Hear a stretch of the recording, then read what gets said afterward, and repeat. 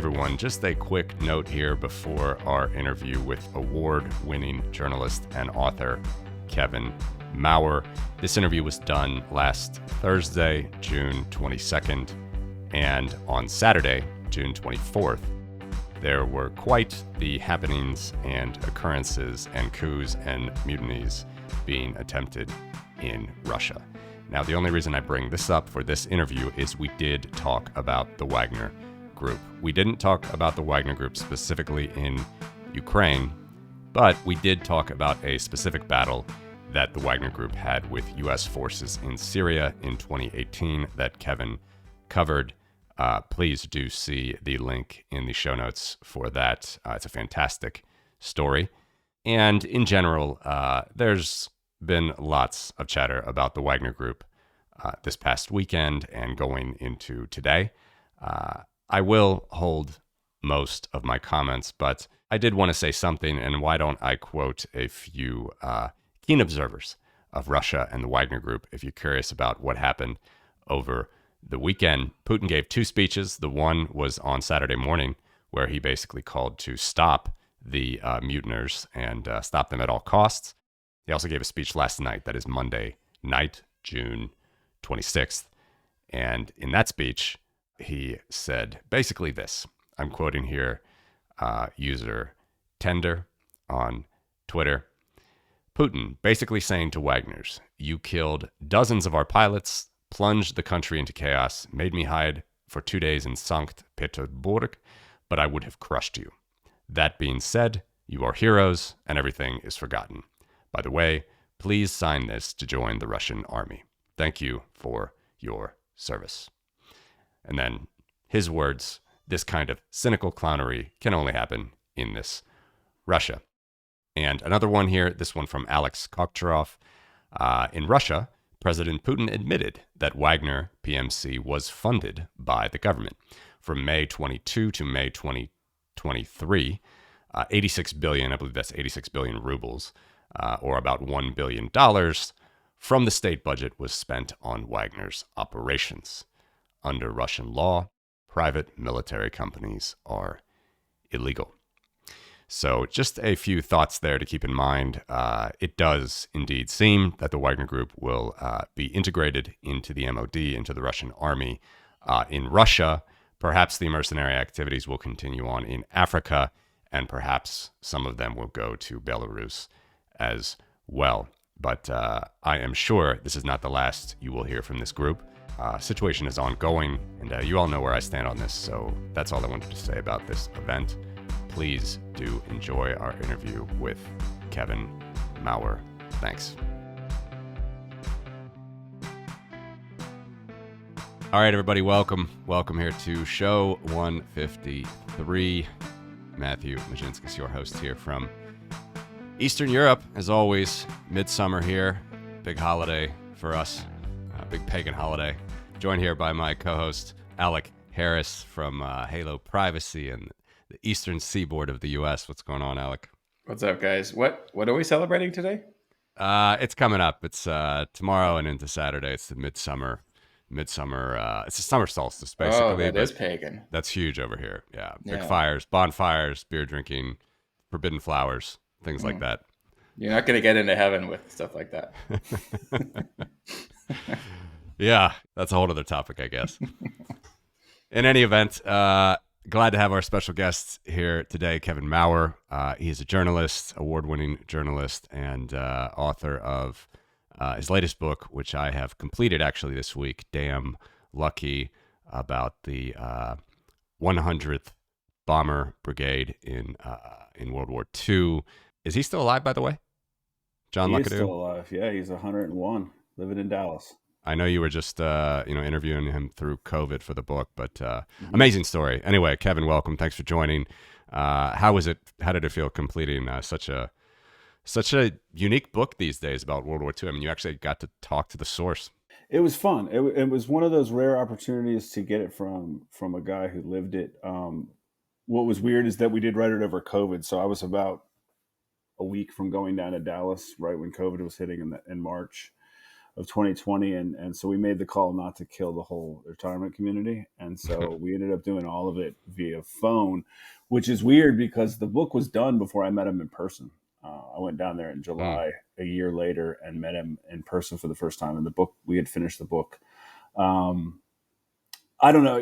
The thing about the whole project was it gave us a chance to put a human in a story that's often told by the through the equipment, right? Everybody likes the Messerschmitts, they like the planes, they like the Mustangs and the bombers, and then it's really often told through the cool plane aspect of it. And so it was a rare opportunity to tell that story, and the cost. 26,000 men died in that air war. To tell that story through the eyes of one guy who survived it. I'm just excited to get it. And the greatest compliment was that he liked the book, and that's about all that matters at this point. I did make a mistake though in the hardcover. So those of you that have the hardcover, he did not win the Distinguished Service Cross. It was the Flying Cross, one word. And every time he gets a copy where it's not corrected, he gives me the side eye, which is just death. But well, he is from the greatest generation, so yeah, he has high standards. Mm-hmm. Incredible book, yeah. I read it in prep for our interview, and I just love these stories about World War II, and Europe was really up against it, and the odds of survival. I didn't really quite understand how low the odds of survival were for someone like him. I don't know if you actually put a number on it, but I mean, like you just said, 26,000 out of I don't know how many, but it was just, I mean, every day you're just doing bombing campaigns over Europe, and you just have the flak flying all around, as they call it, and just fighter jets, just nonstop. It's just a incredible story. I mean, after I think 10th mission, you're on borrowed time. So to get to 25 was rare. They would fly. It's 10 guys to a bomber, and most of the bomb groups squadrons would put 18 bombers up. And there's stories where the whole mess hall, where they eat breakfast that morning, is full of guys. Every table is full, and then the next day, that night for dinner, it's one table. There's a story in the 100th Bomb Group where a gunner showed up, got there just in time, got jumped on the next mission right away, didn't even unpack his stuff, and got killed that mission. And they never knew his name. They never knew anything about him. All of his stuff was packed. They just sent it all back. It is probably the what's crazy about it is that the heroism it took to climb into that bomber after the first mission, after you experience what you're doing, is one thing. I asked Lucky early in the process, before his first mission, who did he talk to about what to expect? And he said, who was I going to talk to? Like, nobody had flown a mission yet. So the Americans are fighting against a German, Luftwaffe, who are seasoned. They had fought the British over the Battle of Britain. They had fought the Soviets on the Eastern Front. They were seasoned ace pilots against a bunch of amateur American guys. And the only reason why the Americans win is that we could build planes and train crews faster than they could. And they could, under sustained bombardment, the Germans couldn't maintain any kind of manufacturing or training where we could. And so it really is a story of being a guinea pig and generals and trying to prove their theory that precision daylight bombing can break the will of the enemy, and it cost us as a nation 26,000 men. More airmen died in the 8th Air Force than the Marine Corps lost in World War II. Wow. Yeah, and you made that point in the book that Goering, I believe, thought that they would never succeed in daylight bombing. Yeah, he said they'll never bomb Berlin right after they found out about Tokyo. And so the Americans wanted to prove him wrong, even though the British said the American plan was insanity. But what's crazy, though, is you think about it, right? So the Americans are terrified. They're flying in these giant formations, and they're lumbering through flak and everything. There's that great Luftwaffe quote, the ace, who says, when you fly against the Russians, it's easy. When you fly against the British, it's kind of fun. He said, but when you turn in on 40 B-17s, he said, your whole life flashes in front of your eyes. So, I mean, the 12 o'clock high comes from, that's the only way they could attack. So they would attack you head on, 12 o'clock high, and come flying in, try to shoot the cockpit or the wing tanks, and then try to get out of the way. The Germans were actually like at some point they started to just suicide bomb into themselves. Like their fighter jets were going into the bombers as well, which they didn't expect for a while. And they flew through the flak that one time over Yeah, Bremen in yeah. 43, in October of 43. They also would also fly above the formations to try to drop bombs on top of the bombers, or they would fly above the bombers and drag a chain through the formation, hoping to cut off wings and propeller props, foul props. It's a nasty little war, I'll leave you guys with this. The B-17F shows up, and the Germans are trying to figure out how to attack it, and that's where they get the idea to attack it head on, because it didn't have a gun that was fixed in the front. Right, you could move the rear, the belly turret and the top turret in, but there was a window in the middle. That's why they would attack from the front. And so the Americans said, all right, fine. And they stuck that chin turret on the G model. And that's why you had most of the bombers that you see after, or late in the war, have that chin turret, which is to deter that frontal attack. So it was this chess game that was costing, though, it was costing 10 guys every time a bomber went down, as they tried to figure out how to counter one another in this just war of attrition. It was World War I in the air. I could go on and on too. I mean, the whole idea that the B-17 is obsolete when it gets there. I mean, it's an unpressurized aircraft flying at 20,000 feet. Yeah, he had frostbite there when Mhm. it got blown open there. Almost lost his legs. I mean, it was just unbelievable stories, and just to imagine that this guy is still alive and a hero and telling you this stuff, I can just imagine how surreal that was. It was. I told him this was going to happen too. I said, look, we're going to get into this, and we're going to dig up some stuff you haven't talked about in a long time. And about, I don't know, 5 weeks in, he said, I need a week off. We had just dug up too much, and he took a week off, and I figured that book was over. I didn't think he was going to come back, and he came back and he finished it. But yeah, it was, and then on top of that, it was COVID, so we were all sort of struggling to figure out what was going on in the world, and then I'm dragging him back through 43 in minute detail. So to his credit, or just to reaffirm that he has nerves of steel. He did it, and he did it well. And I think the story came out great. I think that the intimacy you get from him telling you his story is great. So I'm really proud of that one. I really like that book.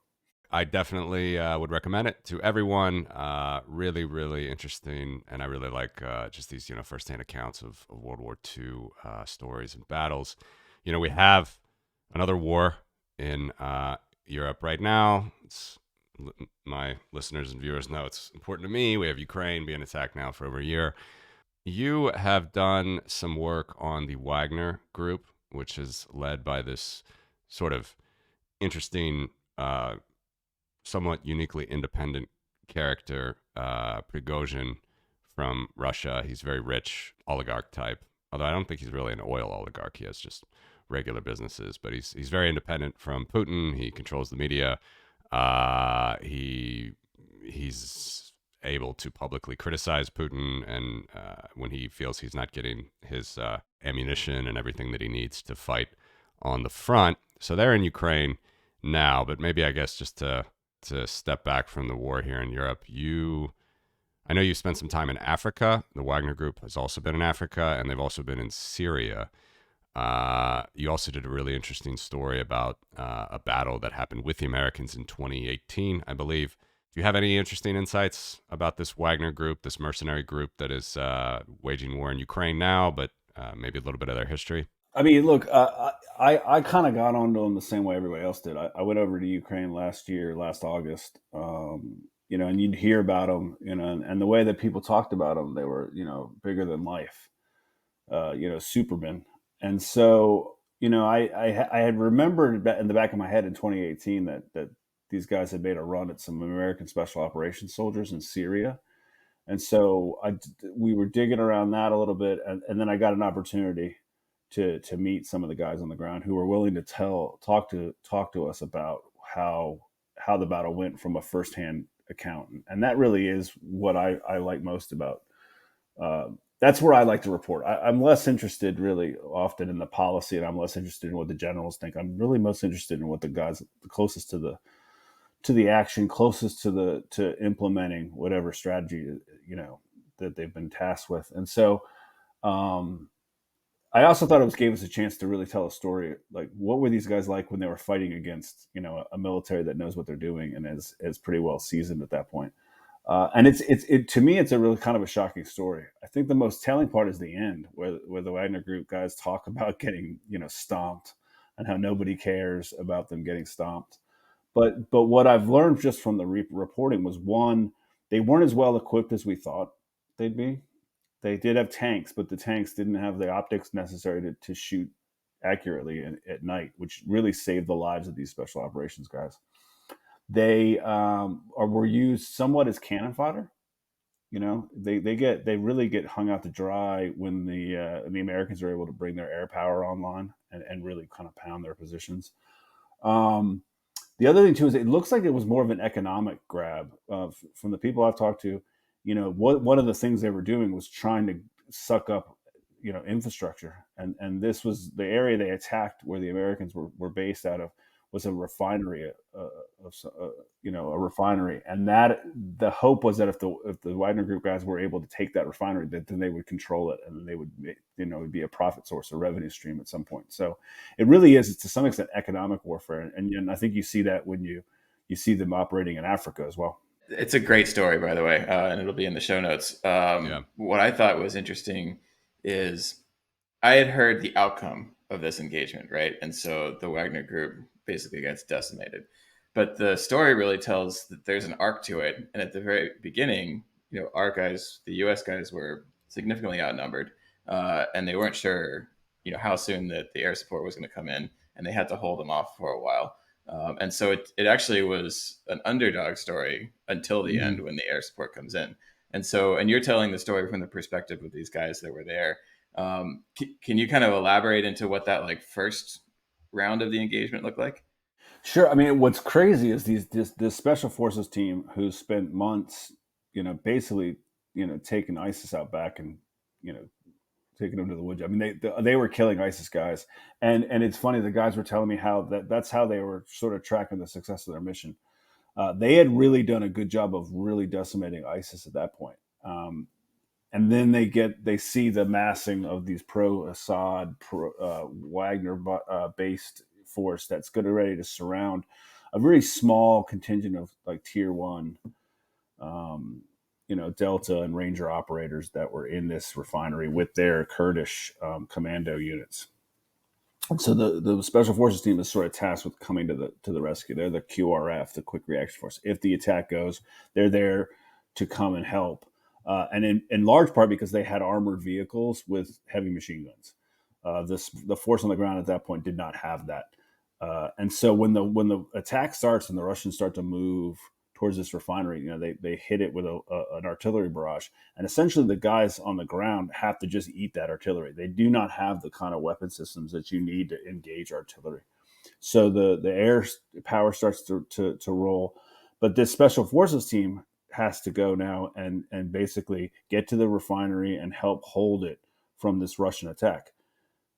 What's crazy is this SF team, who has basically been the apex predator on the battlefield against ISIS, is now looking at another apex predator, which is these tanks, which they have no means of actually engaging.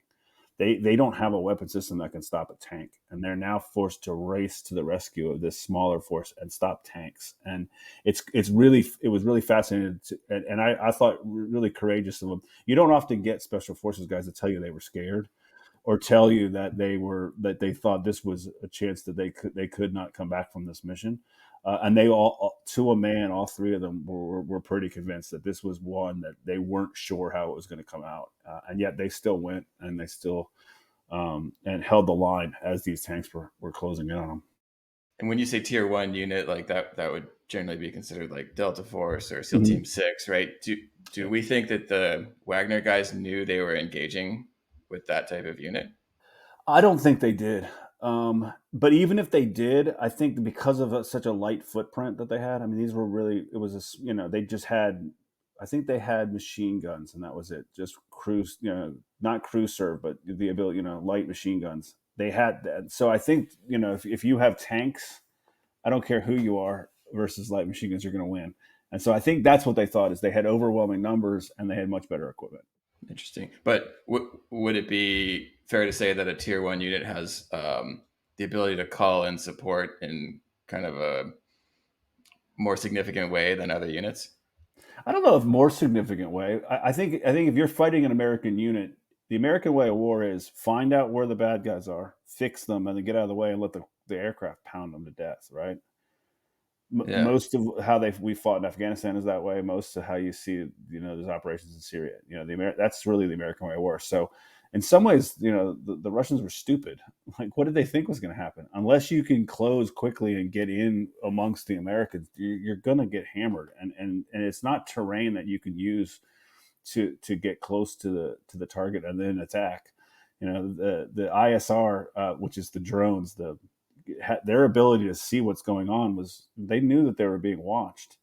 And so the Americans were watching these Russians prepare this attack over and over again. They're going through their battle drills, and they kind of knew when it was going to kick off. And as soon as they did like a final phase of the battle drill, the SF team gets in their trucks and starts going that way because they know the attack is coming. So I think the battle plan was pretty simple. Like, we've got tanks and we've got more guys. We're going to try to run them over and take this place. And I think that because the QRF gets there and is able to hold, and then because the aircraft is able to slow that advance, that's really what turns the tide for them. The asset that they were contending over was a ConocoPhillips oil field. Is that what it was? Yeah, it was a refinery system. Yeah, it was offline, but the infrastructure was there, which you get it. You can get it back online. That thing becomes, starts printing money again.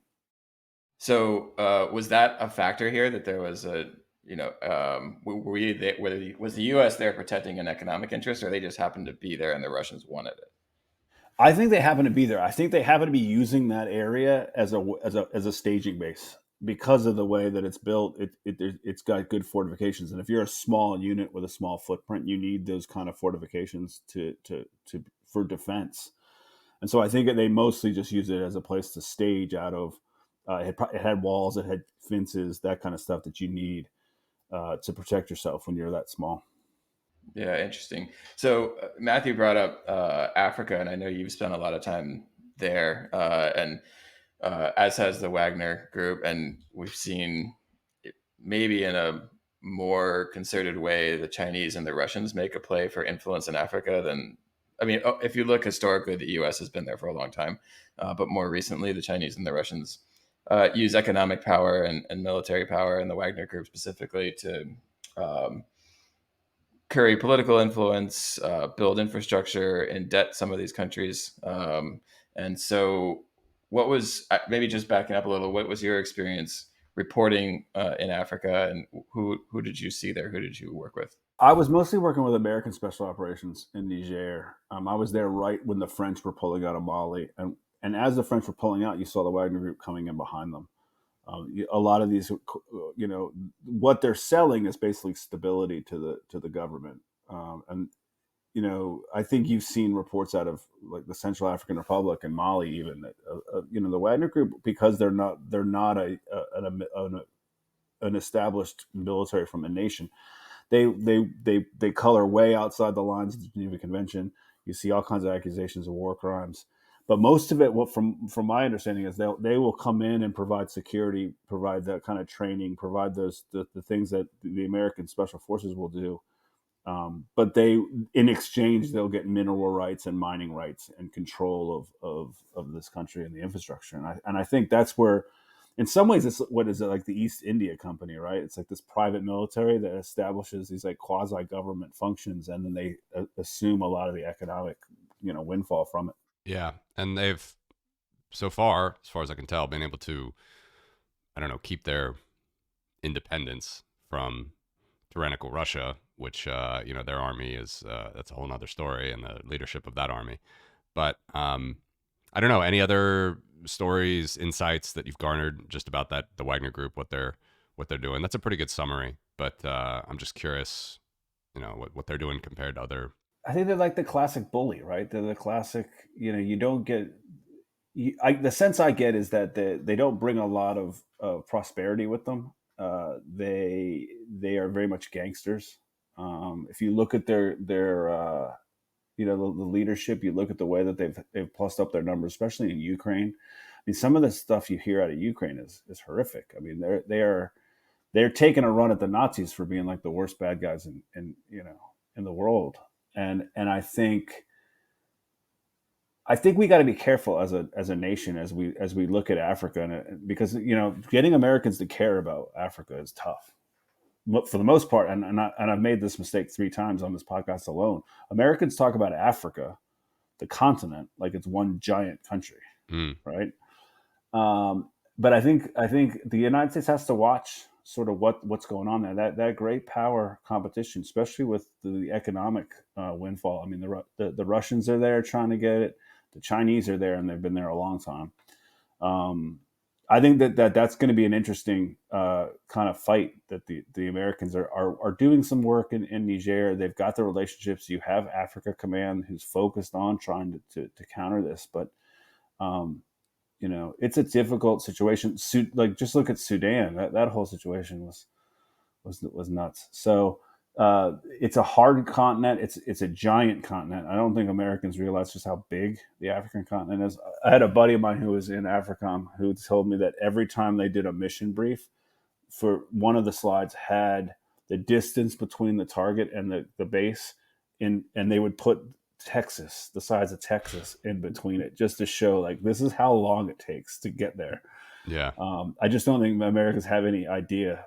Niger itself is massive. Like, to get from one end of it to the other would take days. But that general misunderstanding and the fact that so much of that country, it's not this primitive country, or these countries are not these primitive places where they're people are in loincloths and they're running around this. So these are technologically driven, smart, strong economies, and there's money to be made. And I think that's where you're going to see this great power competition. And that soft power is what the Americans haven't used well in the last 20 years that they need to tap back into. We got to get back to a place where American economic prosperity, that idea of economic prosperity and free trade, will drive the American strategy. Yeah. And I certainly think that there's a role for that. I mean, to be a good example of free trade and a prosperous market. I always have to say this when we have discussions like this, because we have listeners that are a lot of Bitcoiners, people that like financial freedom and independence and personal sovereignty, and a lot of times they don't talk about military too much. And if it is talking about military, it's going to be usually they're disillusioned with the U.S. empire, which, to be fair, there's been a lot of mistakes that have been made in Iraq and Afghanistan. I don't think anyone would argue that. Of course, I come from this whole thing living in Eastern Europe. I mean, I was born in the U.S., but my family's from Eastern Europe, so our story is quite different than the Texas libertarian, as I call them. So do you think that there are things that the U.S. military really should have learned from in the last 20 years? Or do you think that, generally we just got to keep pushing on? Or, what do you think the right strategy is as we go into this sort of, I don't know, next phase? I think we got to stop relying on the American military. We've gone 20 years now where the American military was the Swiss Army knife that everybody looked to as how do we fix this? I think the less Americans lead with the military and more the Americans lead with the idea of free trade, the idea of prosperity, I think the better off. One, I think the better off the world is, and I think also the better off that American policy will be. I think the 20 years of American military, these adventures in Afghanistan and Iraq that costs millions of dollars, but also thousands of lives, and not just. I think we forget too. It's not just the people that were killed, the wounded. This is going to echo for a long time, and I think the American policymaker needs to think about, one, when they implement and use the military, but two, what's the goal? I think I think we talked about this in the past about how the problem in Afghanistan wasn't that they could win or couldn't win. The problem in Afghanistan was that they didn't know what they were fighting for Right. sometimes, and that kept evolving. After the first couple of years, it evolves very quickly. After 2003, when Iraq starts to get really hot, it was mission creep, right? I think going forward, the American policymakers must one declare what the outcome needs to be, and then figure out using all the whole portfolio of American policy to figure out how to get to that outcome. I just think right now, honestly, the military is a small part of that. But too often in the last 20 years, it's been the sole vehicle for American policy. Do you buy into the argument that because America was too aggressive militarily in Iraq or with NATO, that is part of the reason that you're seeing this, I don't know, resurgent Russia or this imperialistic Russia? I don't at all. I'm just going to telegraph that. But I think that that's who they are. And I think but I think this is also a challenge because I agree with everything you just said. And I agree that, there was a lot of mistakes made in Iraq and Afghanistan. So it's kind of a knife edge to like say, okay, we're going in this path of like less military and more trade. Meanwhile, as you write about all the time, there are adversaries that are out there that are not necessarily in the interest of free trade at all. I think Americans after 9/11 have led with this idea of this fear and grievance mentality. Like Americans are afraid. When I was working on the Niger story, one of the questions I asked them was, "What's the goal? Like, what does victory in Niger look like? Like, what is the policy victory?" And nobody could articulate it for me. It becomes one of these of proving a negative, right? If we're not, the argument was if the United States isn't there, then these ungoverned areas will foster terrorism, and that terrorism will then be exported. I mean, that's silly. That cannot be a policy. That cannot be a way to drive strategy. And it's based on we're afraid as Americans that these ungoverned areas are going to create another 9/11. I just think it's. I think the soft power of the United States has been dwindled and eroded, and that needs to be reestablished. Yeah. Yeah. We saw this. So it was referred to as COIN, like counterinsurgency, which was a military doctrine, wherein the military started taking on functions that you would normally see either in like local diplomacy or USAID, civil service, right, where an area was cleared, and then in order to hold it, you would do sort of a hearts and minds, like we're going to engage with the locals and we're going to create stability and peace, and therefore the markets will flourish, and that'll create an environment where we can continue to go forward, and not have a leave behind force that is like, as soon as they leave the town, it reverts back to the Taliban or whoever was there. And listen, I'm not like, the theory is way above my pay grade, but I think it would be true to say, and I've heard this from wiser people, that was not traditionally the role of the military, and so we saw kind of an expansion of what the military is supposed to do, which is, I think, what you're getting at. And what we see from our adversaries is a very clear economic incentive behind what they do, right? They go in and they can, in the sort of great powers competition, it can be fairly rapacious, right? They're for mineral rights, they're for political power, put their guys in and, take the oil, take the gold, take the lithium, whatever. But it is really clear.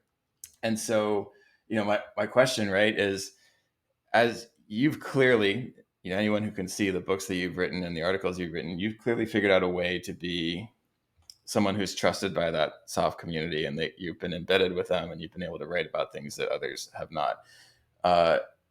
Do you see like that wear and tear of the mission creep starting to affect the force, or is there still like a clear-eyed view amongst the guys that perform these duties?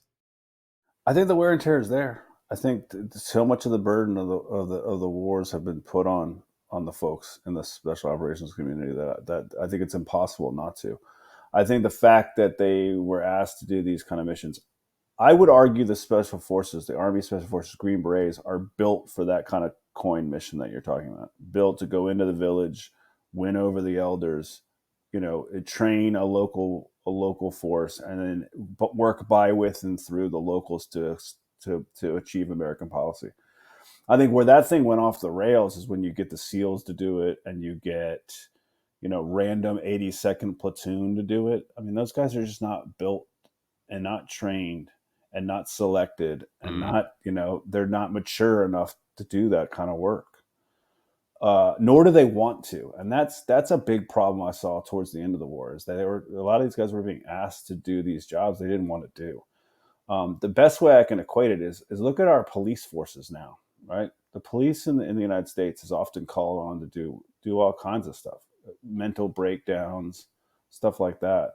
And I talk to cops sometimes who complain about some of the things that they're asked to do, and that and I think there's an argument, and I think you see it in some of our cities now, where there's if someone's having a mental episode, there's another number to call, and an expert who knows how to handle someone in that situation comes, versus sending a police officer who's really trained to see what's the line?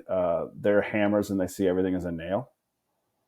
And I think that's what happened with the military, is that they just became an easy hammer, and we saw the world as one giant nail to keep hammering down on. And I think the more we lean into the other aspects of it, why they talk to me, to be honest, I think it's in 2003 I started covering the military for the Fayetteville Observer. I went to Iraq with the 82nd, and pretty much made it a mission after that to see if I could get an embed with the Special Operations team, particularly a Special Forces team. I was able to do it in Afghanistan, and I just make a point of I'm very transparent in the way that I do my reporting.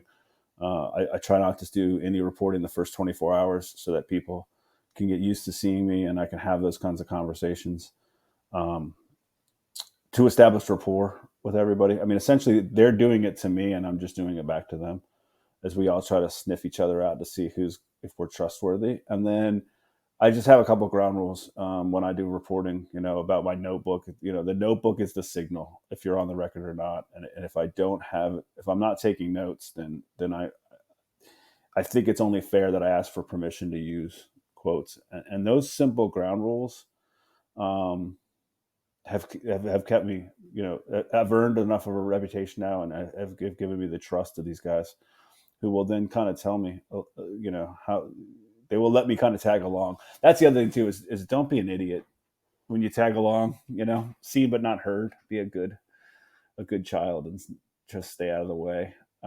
I've seen some reporters do some ridiculous stuff when it comes to these embeds, and demanding things and asking guys to go back out and do things. I don't do any of that. I just don't think, for two reasons. One, I think my job is to observe, not to drive. And the second thing is, I don't think I could live with myself if I asked a team or somebody to go out to do something for me only that wasn't part of their regular duty, and something happened to them. I just don't think I could do it. I mean, you look at yourself as a journalist, right? I mean, that's your. I do. And how do you feel? I mean, what you just described sounds like what people my age probably have viewed as just propaganda from other reporters for like 20 years. I mean, how do you view some of those reporters from the mainstream that just like, it's clearly staged? Like, okay, go back out and walk in this way for me for this report. I mean, have you seen like a rift between sort of, I don't know, better journalists and say some mainstream type propaganda reporting? I mean, look, there's always, TV news is its own animal, right? They will. I've seen that where they've shot people walking and talking, that kind of thing. I've seen that before.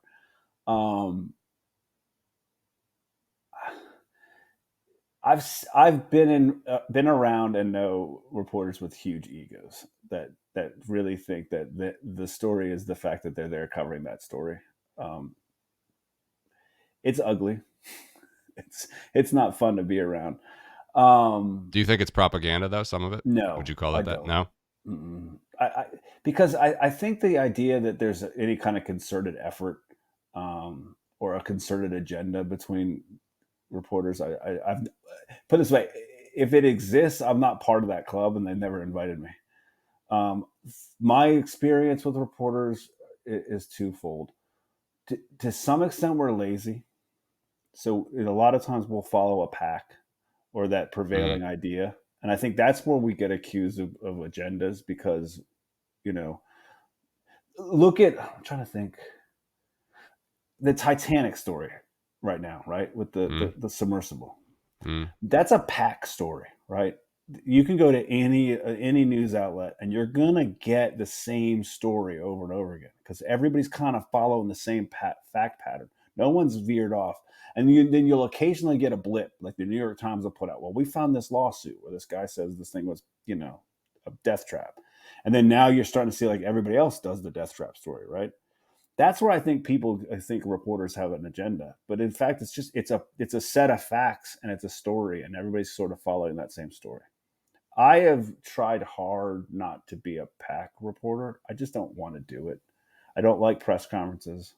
I don't really want to go. Like, for example, and we talked a lot about Ukraine. I went and failed at writing a story about Ukraine, but I thought I had a kind of a unique take on it, and it just didn't come together, and I had to spike that story. But it's a lot of reporters in Ukraine telling a lot of the same stories and taking a lot of the same risks, and I applaud them. And it's a tough beat to have, but I'm not interested in being shoulder to shoulder with 15 other reporters. It just isn't the way I want to report. You can't get to the intimacy that I want in a story. You can't get into that small unit, get into the heads of the guys and really understand on a visceral level why they're doing what they're doing if you're with 15 other reporters and they're driving you around.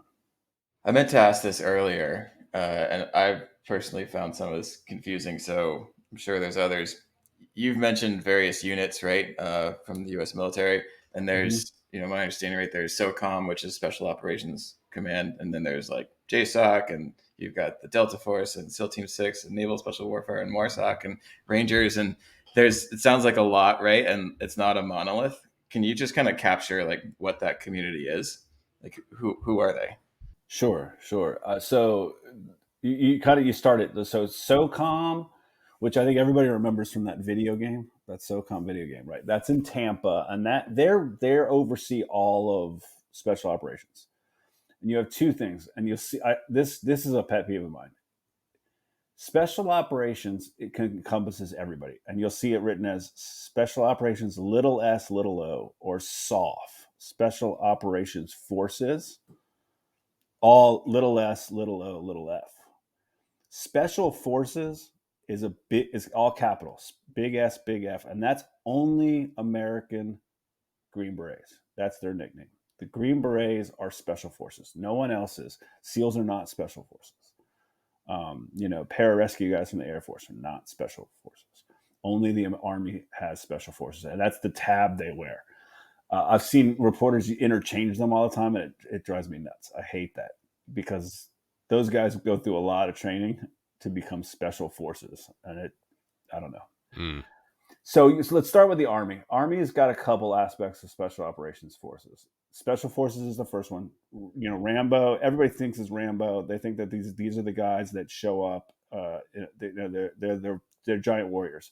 In fact, I think special forces are more diplomats and teachers. And what makes them special is their ability to put a small team into an area and let them meet the locals, win over the locals, train locals to fight against whatever the enemy is, the designated enemy, and then work by, with, and through that local force and that local community to achieve the American objective. That's a unique skill set. It is not something that everybody can do, and I think that's why I think I gravitate towards the special forces in my coverage, is that I just find that mission fascinating, and they can do it better than anybody else. And it is. I'm less interested in the door kickers because that just gets pretty mundane. This is really interesting on how they manipulate and move through a foreign culture and do it. In 2004, I met a special forces team. It was my first embedded, and we were driving all over Afghanistan with them. And the team leader, I said, well, what is your mission here? Like, what exactly is it that you're tasked to do? And he said, my mission is very simple. They sent me to this fire base. They drew a line around the fire base and said, in this area, you're to interdict the Taliban. And that was it. That was his mission. And he had to figure out how he was going to do that. And so I think that's fascinating, and that speaks to the kind of the power of special forces. There's two other aspects of Army special forces or special operations that are there. Psychological operations, which I think they've changed the name a couple of times now, but I only know them as PSYOP guys.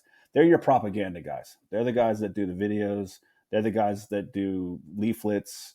I think they're now really on the forefront of what our modern warfare is going to be. I had a former general tell me that it's easy to put a Hellfire missile on someone than it is to put an idea in their head.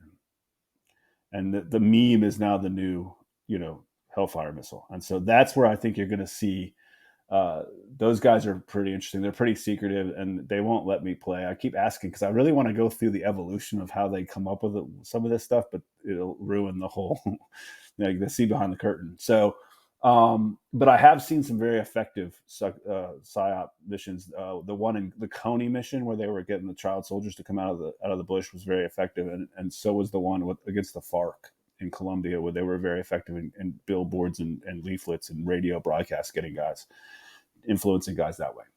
The last ones are the civil affairs guys. These are the guys that come in after. They come in behind the invading force, so they come in behind and they do the rebuild. They do a lot of this project-based stuff. They're the soft power guys that secure the victory, I think is they're sort of saying. They're fascinating, but that's a lot of paperwork and contracting and getting guys to build stuff. But it's really the kind of the glue that sort of cinches together.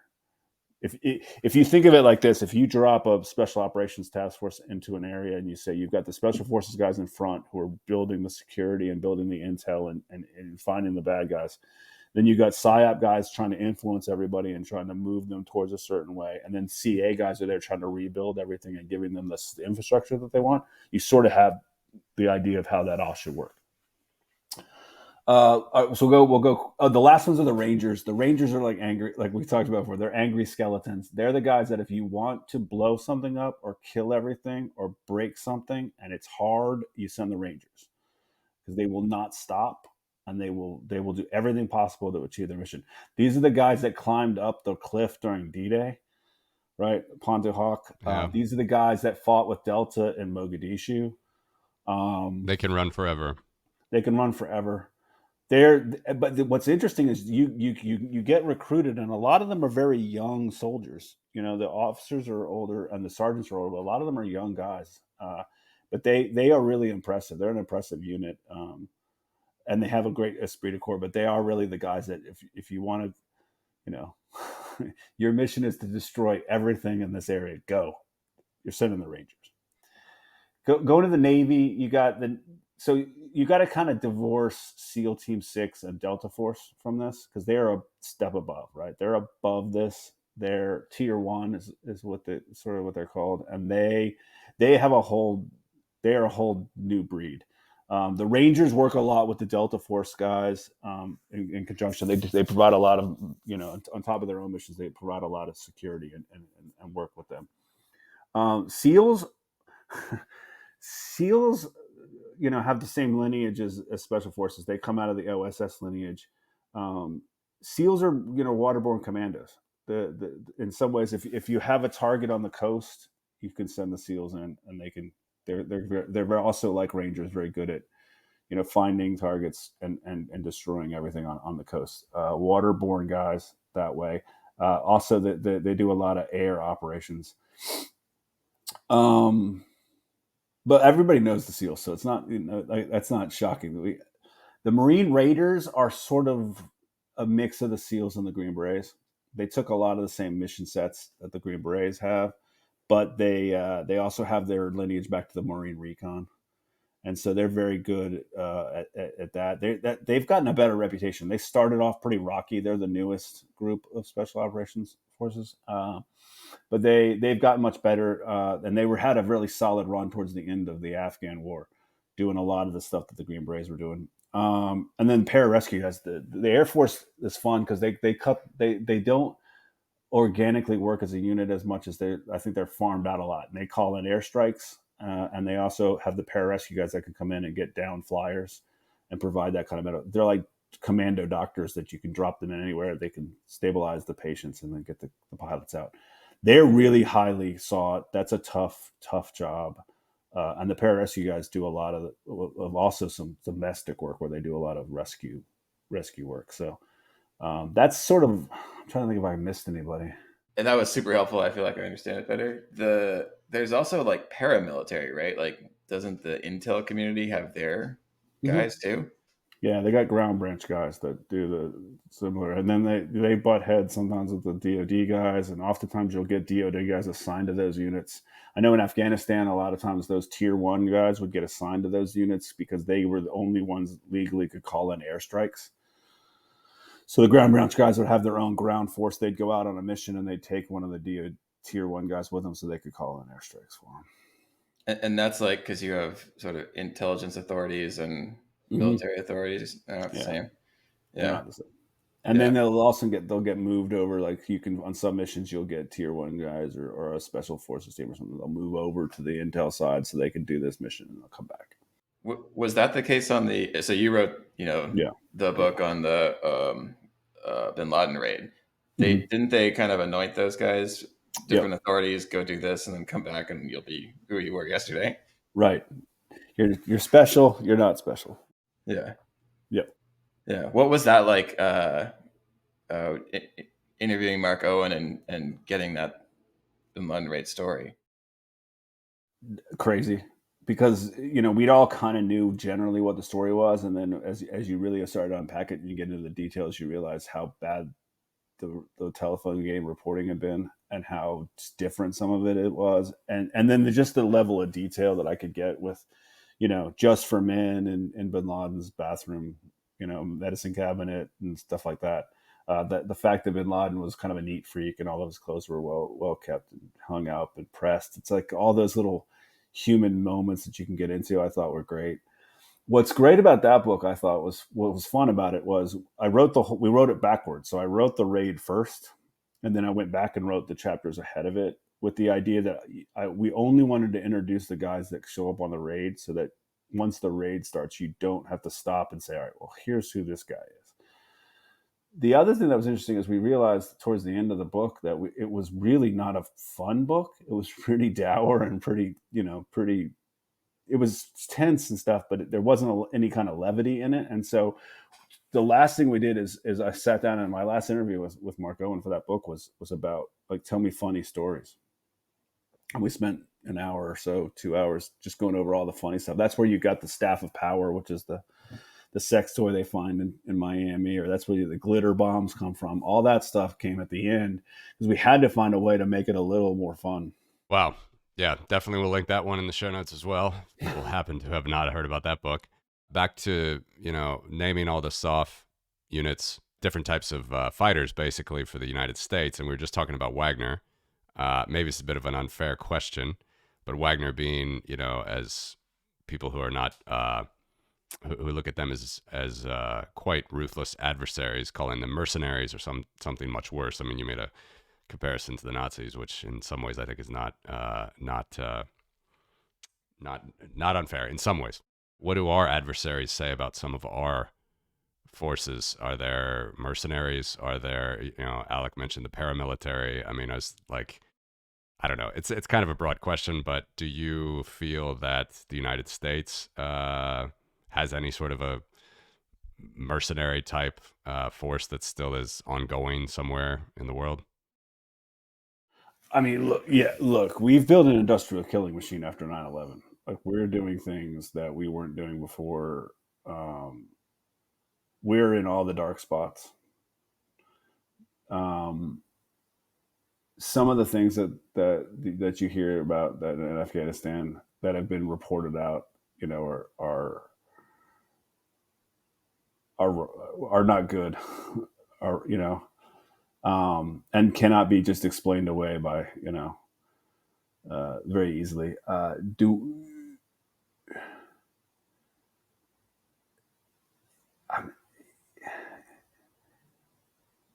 The difference between us and them is this: if you do something wrong, right?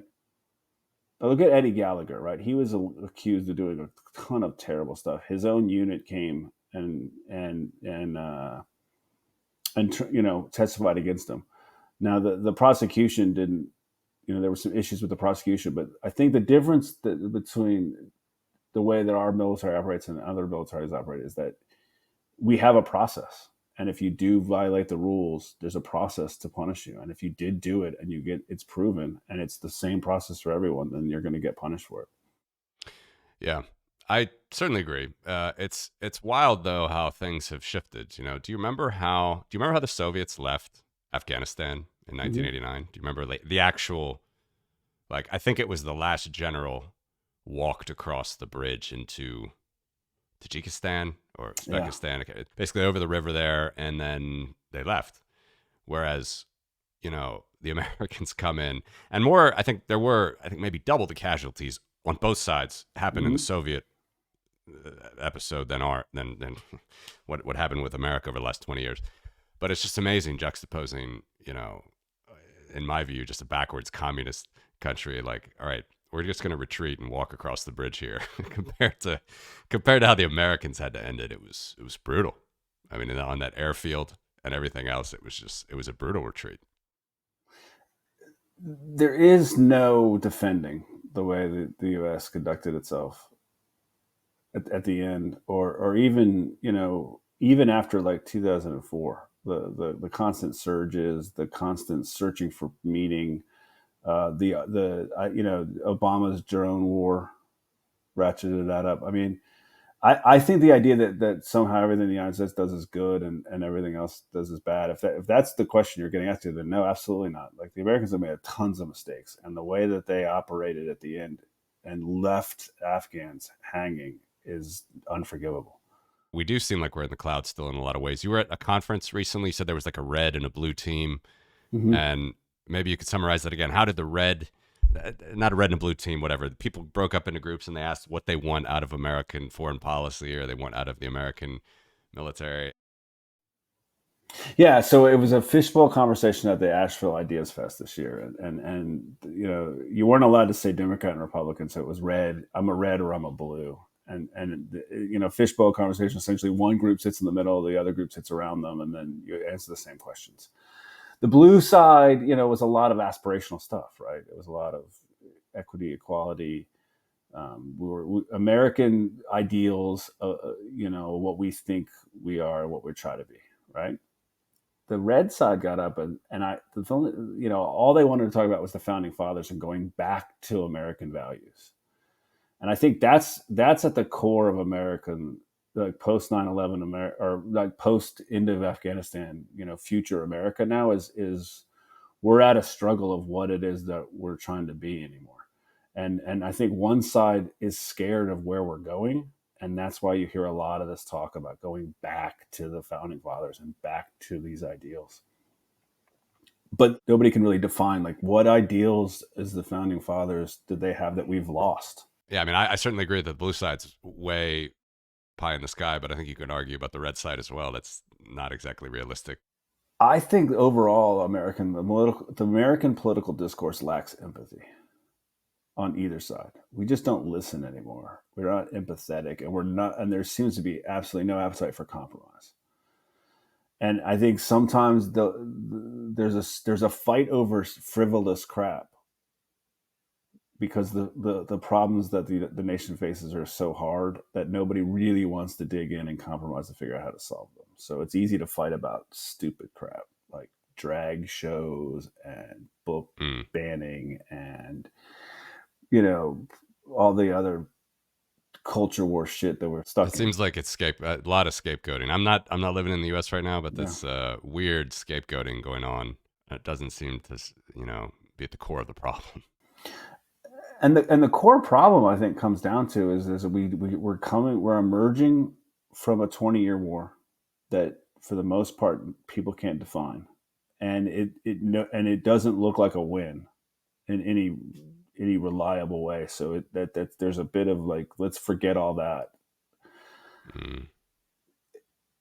We're emerging from a presidency that attacked the norms of our country. If it was a handshake agreement in our country, the Trump administration said, I'm good. Not 100%, but for a lot of it. And now I think the Americans for the most part are on board and trying to find out what it is exactly that we stand for, because one side will tell you one thing and the other side will tell you the other thing. And I don't know what, if I think the middle now is really is baffled, and so I'm not sure what the middle looks like or how big it is anymore, and it's hard to know. One of the things that I see, right, is an unwillingness or inability to take on projects wherein the success of that project might extend beyond someone's term or someone's authority or someone's agency, right? Where this might be a 10-year thing, but it's going to be good for, America, or it's going to bring empowerment to whatever, right? But that doesn't play. And we see there are other competitors that are certainly willing to play a longer game. And in the past, the U.S. did play a long game. And so I don't know. Do you have any thoughts on like how to, or is that false, right? Maybe that's false. Maybe I'm buying into something. No, I don't think it is. I think if you look at most of the American adversaries, they are in it for the long game, and they have a very clear idea. One of the things a buddy Eric and I were going through is we were looking at the battle plan or the ideals for Al Qaeda, and they had 5 or 7 tenets of things they wanted to achieve, and they've achieved some of them, but not all of them. But that's where they're going. I think you're right. I think there is an attention span thing for sure to this. I think there's also it's hard. What is during the Cold War, you get people were galvanized around fighting the Soviets, right? And then after that, in the '90s, what was the what were we arguing about? Like, we were arguing about Lewinsky and some other stuff. And then post 9/11, it was Islamic fundamentalism. In some ways, maybe this is our cycle now. We have a little bit of time now to figure out, before something else is a catalyst that will galvanize us around something. I just hope it's something that isn't going to be worse than what we've got now. Yeah, although I do see this, and maybe both of you guys have seen this as well. When I travel outside the U.S., first of all, I see it as my job as a one man diplomat to represent the U.S. and engage politely with the culture that I'm in. But people still really like that American ideal. Like, I generally find a very positive regard for it. And then people will very easily separate. They're like, hey, I don't like the last thing here. You guys were wrong about X, right? But they're still glad to see an American coming into their restaurant, right? They're still glad to pick up an American in their taxi. They're glad that an American tips them as well as you do. That's well, but I'm fine with that, right? That's good. I don't disagree.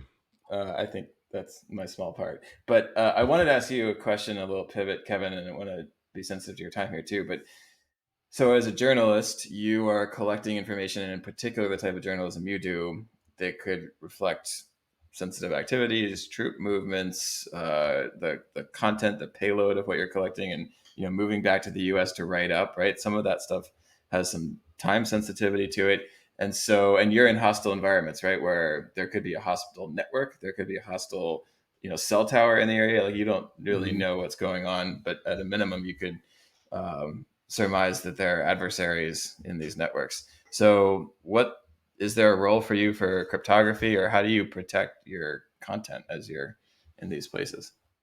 Well, I mean, I think one, I do a lot of research on where I'm going, so I have some idea of what kind of threats are there. I'm very sensitive with what I collect, especially around personal information.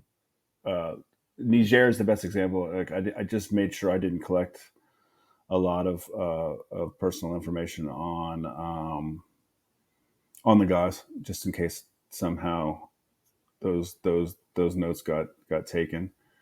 And then, communication wise, I use all the regular same encrypted, apps and things to communicate.